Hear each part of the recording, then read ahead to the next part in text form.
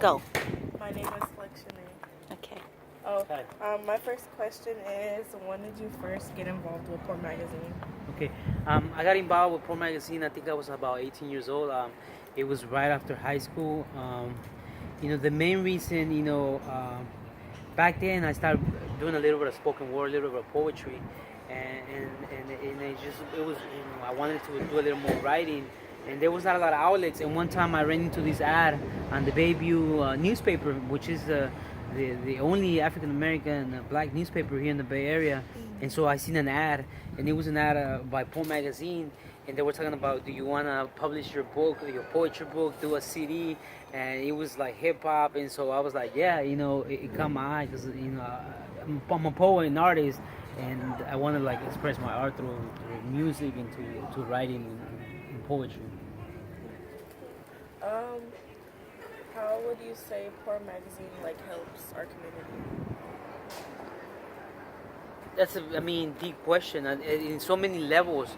I think as a young man, when I was 18, came to Poor Magazine, which is a media arts organization. Also, those things that I also always speak about. The one thing that I was interested in Poor Magazine is that Poor Magazine is a poor people led. The people who actually are leading the organization is people who themselves have been impacted by poverty, by homelessness, firsthand. And I knew back then. About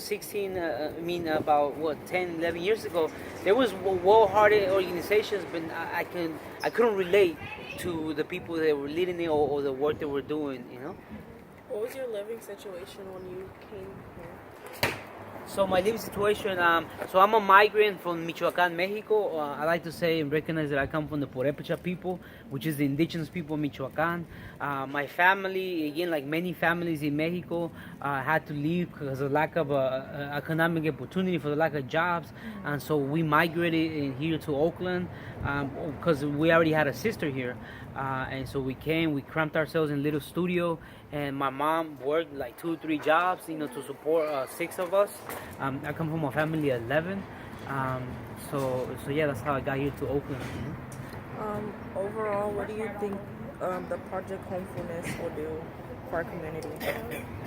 Again, for many things. I think that as a project that is being led, about housing our folks, about a project that is against gentrification, the displacement of our communities, that is a powerful thing, man. They have to people who have been impacted, people who have been evicted, people, I've been here in Oakland. I think I moved over 27 times. And a lot of the times was that because the rent increase, because the violence was getting out of hand. And again, so to have Homefulness, a project that again is being led by people who've been impacted by gentrification, it's a powerful thing. We also know that there's people like the Move 9 from Philadelphia who tried this before, where Muteado Jamal came out. So it's a self-determination people's projects, and it hasn't been easy, and we're walking slowly, but surely. We're determined people, and we're about doing the work, not talking. We're about let's get the work done, and let's save the talking for later. Thank you. Thank you.